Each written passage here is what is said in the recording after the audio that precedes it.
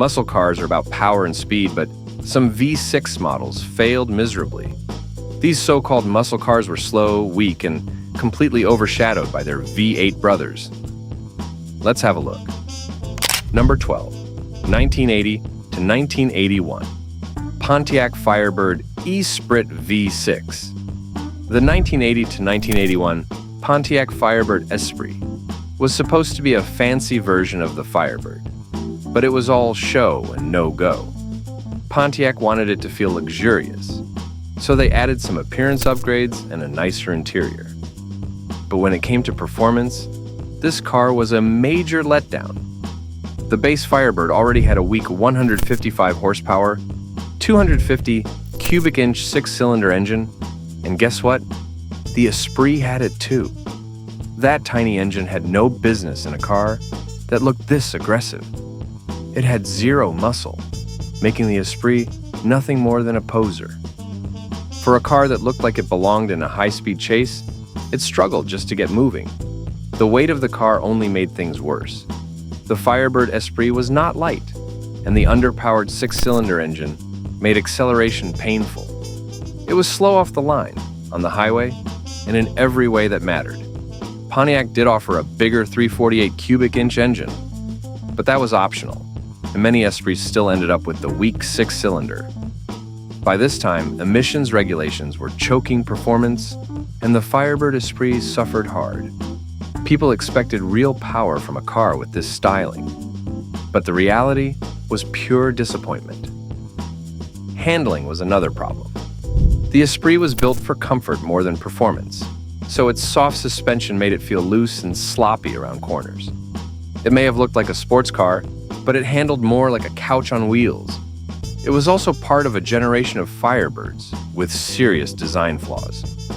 Pontiac had trouble with the rear window design and was struggling with sealing issues. They had to change the shape later on to fix the problem. At the end of the day, the 1980 to 1981 Firebird Esprit was all about looks. The performance did not match. It may have had a flashy design, but under the hood, it was one of the most disappointing Firebirds ever made. Number 11, 1982. Chevrolet Camaro. Iron Duke. The 1982 Chevrolet Camaro was supposed to be a fresh start, but for anyone stuck with the V6, it was just a slow, disappointing ride. The Camaro had always been a muscle car, but this version felt more like a tired commuter car pretending to be something exciting. At the heart of the problem was the 171 cubic inch V6. It made only 90 horsepower, which might have been decent in the 1930s, but was laughable in the 1980s. Camaro owners expecting speed were instead left struggling to keep up with everyday traffic. It took around 20 seconds to reach 60 miles per hour, which meant even school buses could leave this thing in the dust. Not only this, the slow engine was paired with an outdated 3-speed automatic transmission that worsened things. Shifting felt slow and clunky, and instead of giving the car any real power, it just drained whatever little energy the engine had. The result was a Camaro that looked fast, but felt painfully slow.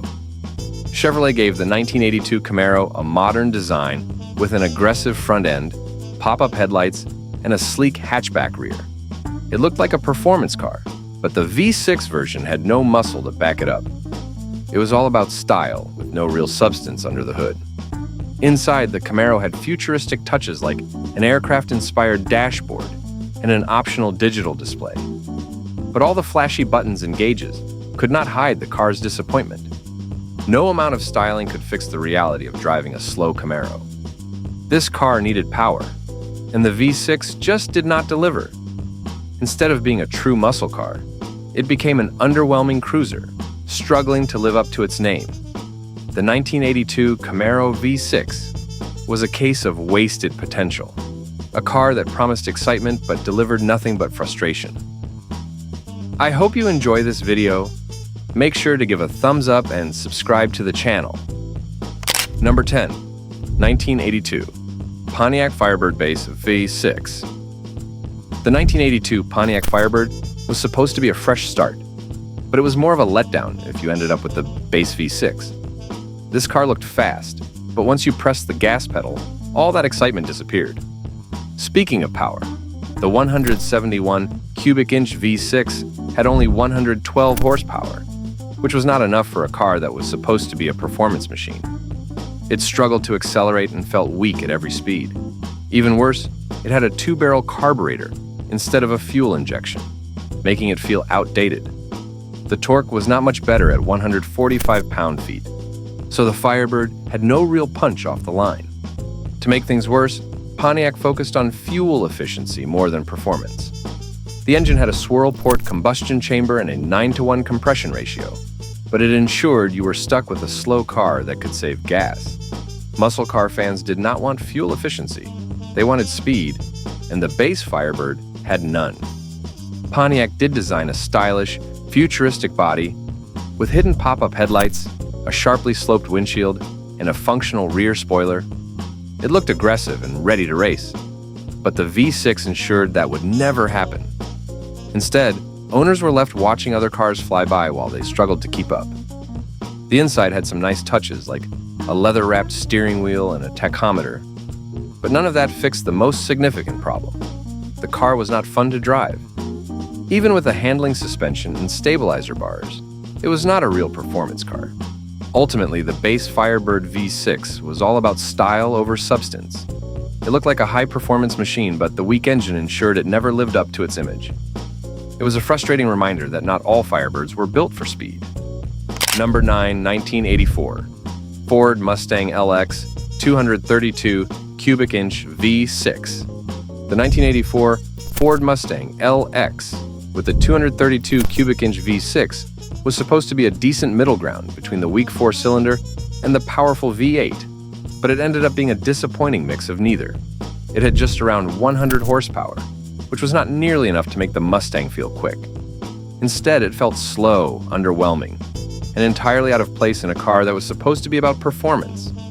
Ford tried to modernize the Mustang with a new fuel-injected V8, but the V6 stayed stuck with old technology. It had a basic two-barrel carburetor, which made it slow and unresponsive. The torque, at just 175 pound-feet, was not impressive either. The result was an engine that felt weak at low speeds and did not get much better as you pushed it harder. The Mustang itself looked sharp, with a redesigned front end, a more rounded nose, and new horizontal taillights. The convertible option made a comeback after almost a decade, making the LX model seem like a stylish choice. However, none of that fixed the fact that the V6 was too weak to give this car any real personality. Inside, the Mustang had some nice features like a new quadra-shock rear suspension and a smoother ride, but those were pointless when the car lacked any excitement.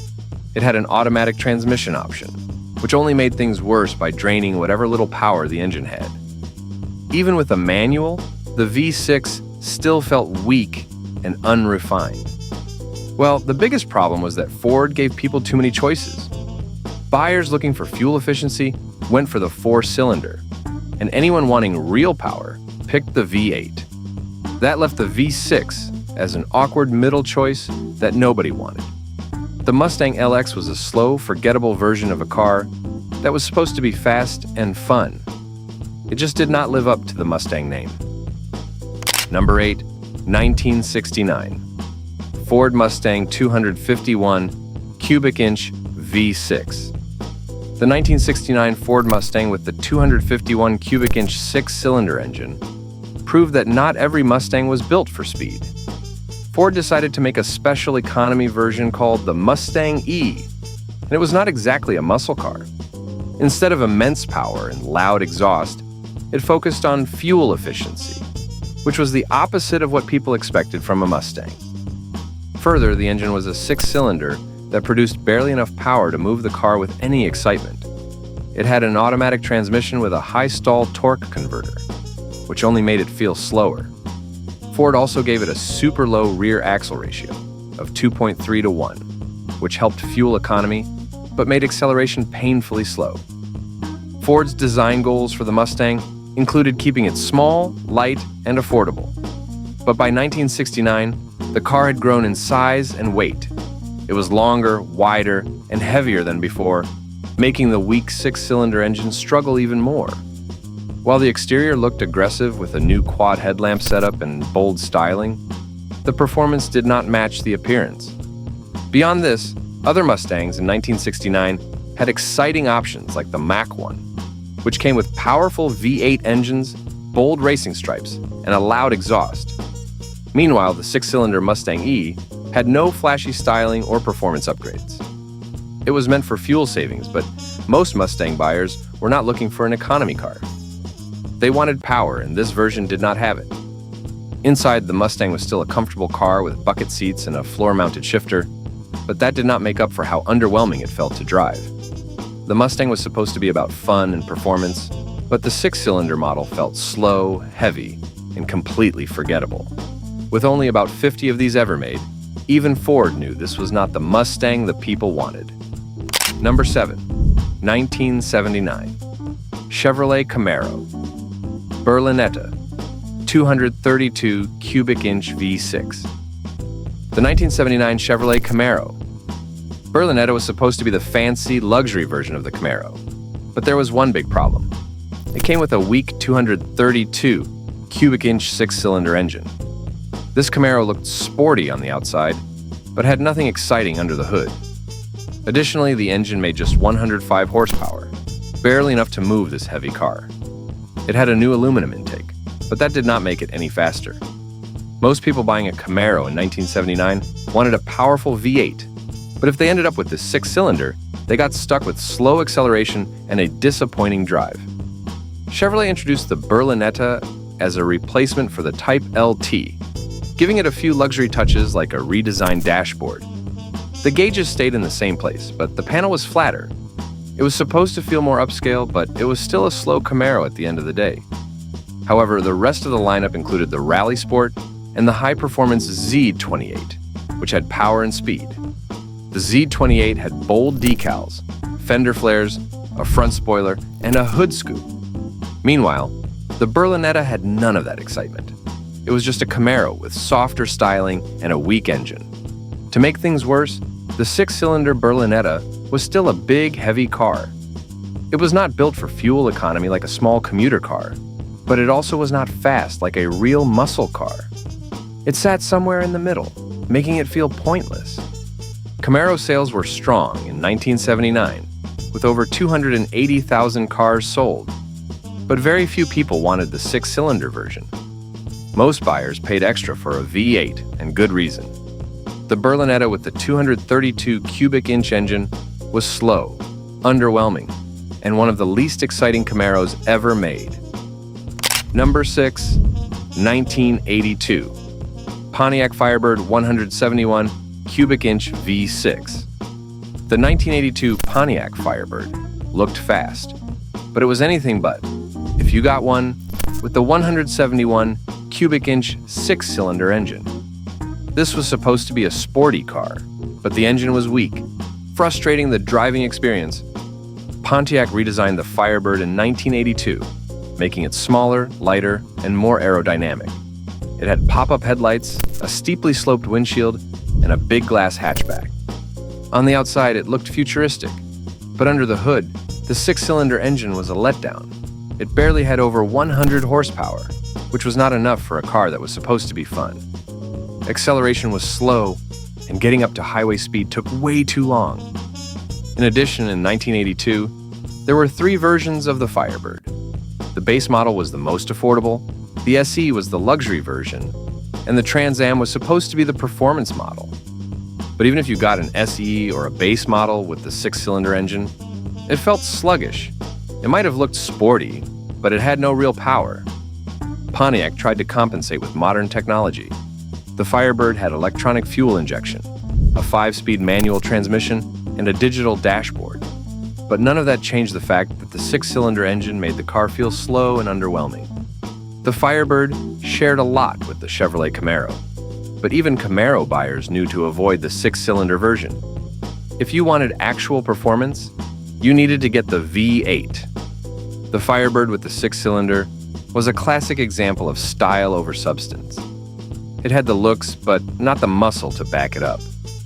People expected more from a Firebird, and this version did not deliver.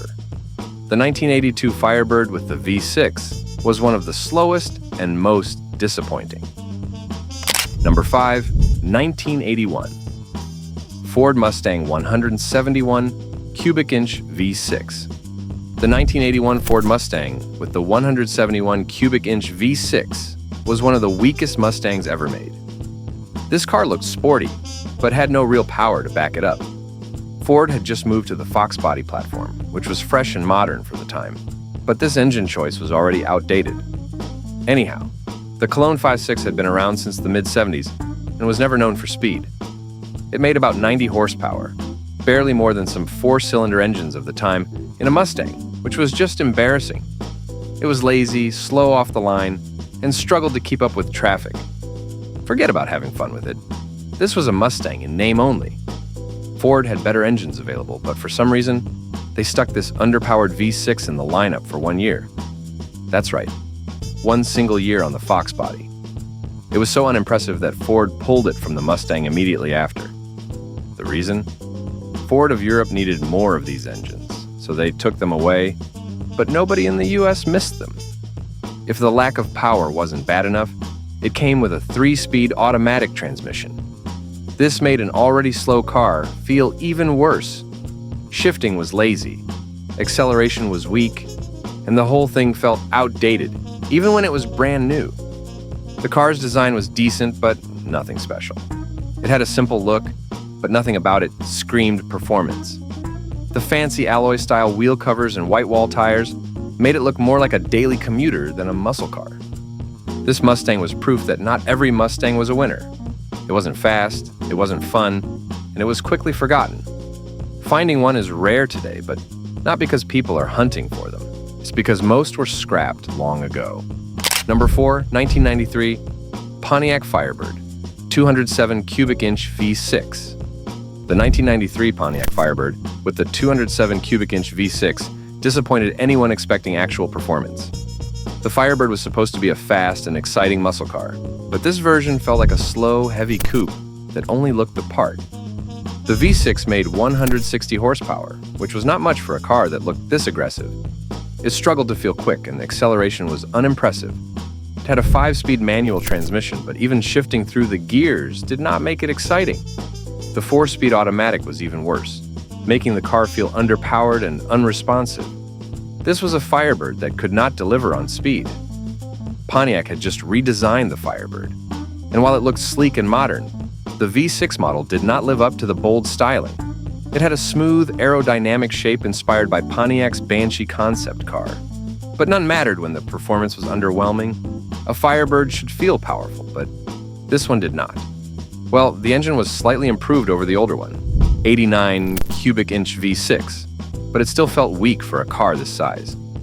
The V8 models had real muscle, but this V6 model just felt like a cheaper version of the real thing. It was meant to be an affordable option, but that came at the cost of excitement. Inside, the Firebird had a decent layout, but the materials did not feel high quality.